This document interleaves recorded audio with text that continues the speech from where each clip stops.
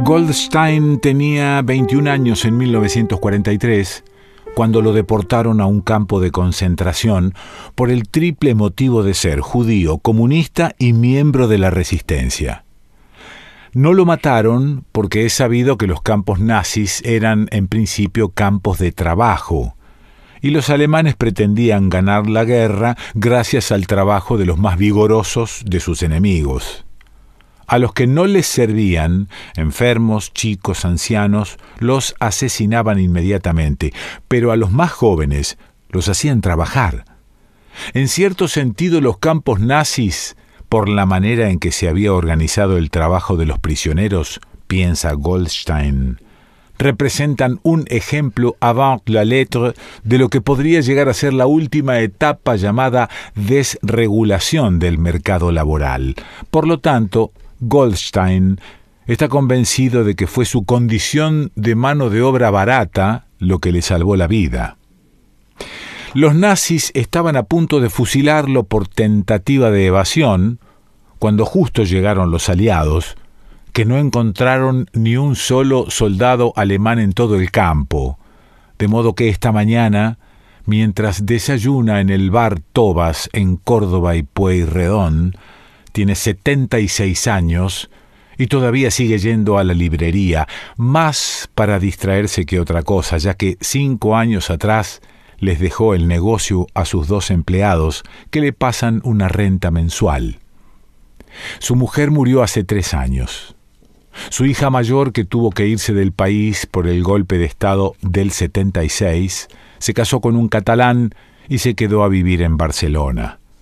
La menor, que es psicoanalista, tiene poco tiempo libre los días de semana, así que únicamente ciertas noches y a veces ciertos domingos pueden verse para comer juntos.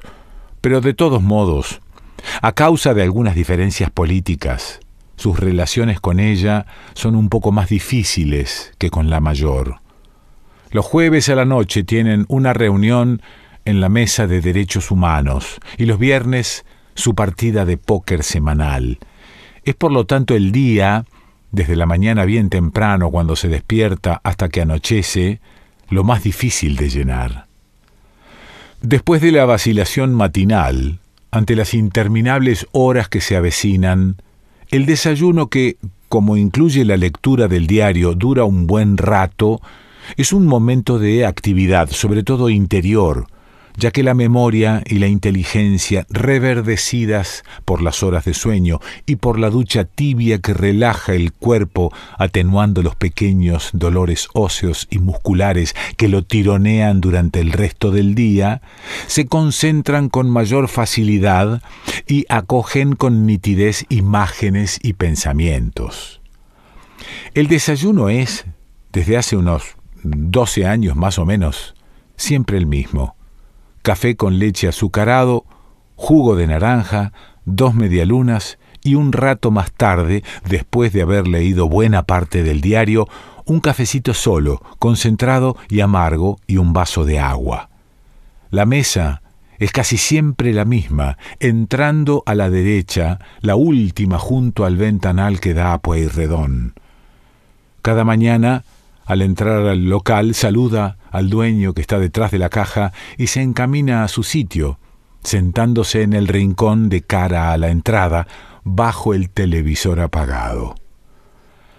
«Siempre apechugando a la matina, don Goldstein», le dice el mozo catamarqueño, depositando las medialunas y el jugo amarillo sobre la mesa, sin esperar el pedido, mientras el dueño, detrás del mostrador, ha empezado a prepararle el café. Media hora más tarde, más o menos, bastará una seña casi imperceptible de Goldstein en dirección a la caja para que el cafecito, cuidadosamente preparado, acompañado por el vaso de agua, aterrice sobre la mesa. Por ahora, desplegando el diario, le responde al mozo con jovialidad distraída y con el ligerísimo acento de los viejos judíos aporteñados del 11 y de Valvanera. «¿Qué querés, negro? Me opio, si no, en la cama». El jugo fresco, recién exprimido, dulce y ácido a la vez, le da una pequeña sacudida de optimismo cuando toma el primer trago. Lo que podría probar, puesto que el efecto energético de las vitaminas no ha tenido tiempo de actuar todavía, que el placer en sí mismo es un estímulo en la vida. Sopar las medialunas en el café, absorbiéndolo poco a poco, le dificulta la lectura del diario, lo que lo incita a engullirlas rápido, menos por avidez que porque quiere tener las manos libres para poder manipular con más facilidad las grandes hojas de papel impreso que se pliegan y se despliegan, indóciles, ruidosas. Por fin las domina y se concentra en las noticias políticas nacionales e internacionales, en las páginas de economía y en las de cultura. Echa una ojeada a las novedades deportivas y al estado del tiempo, para terminar con las historietas y los programas de televisión.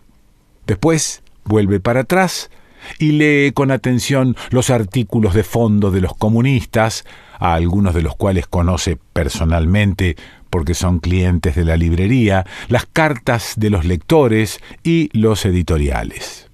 De tanto en tanto, ha ido tomando un trago de café con leche o de jugo hasta terminarlos. Y por último, cuando ya no le quedan más que unos pocos minutos de lectura, hace una seña para que le traigan el cafecito y el vaso con agua.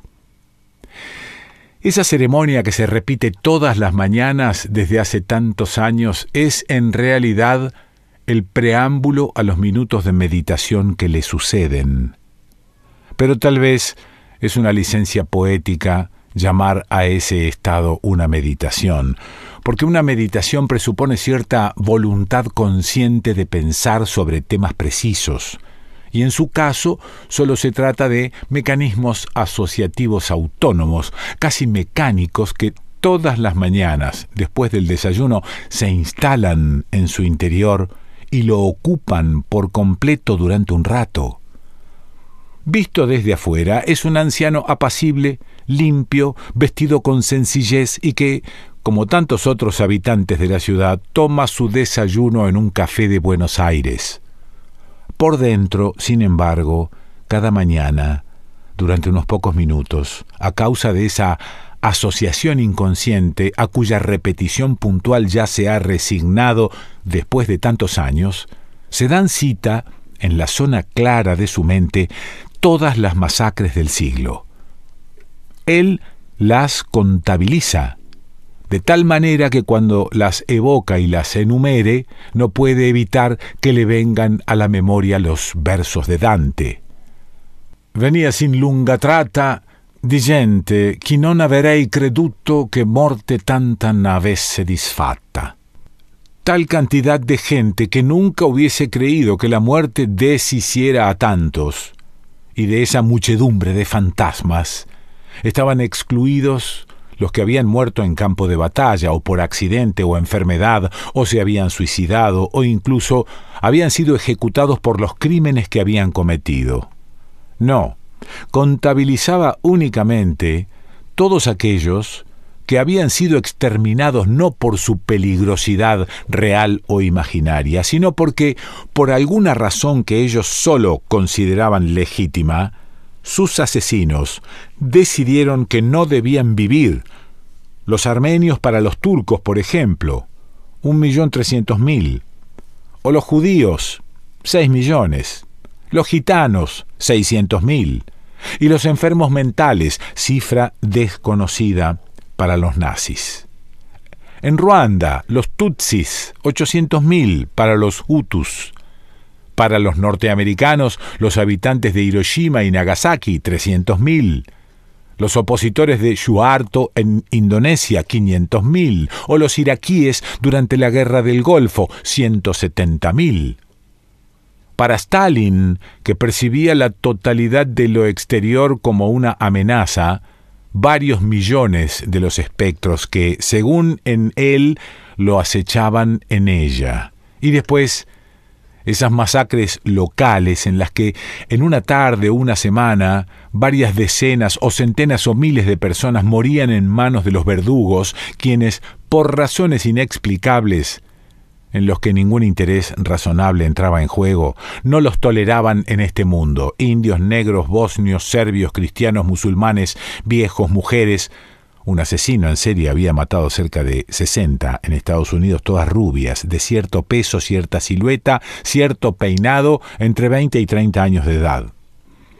Bien mirados, todos eran crímenes en serie, puesto que las víctimas siempre tenían algo en común para los asesinos, y eran por eso que las mataban.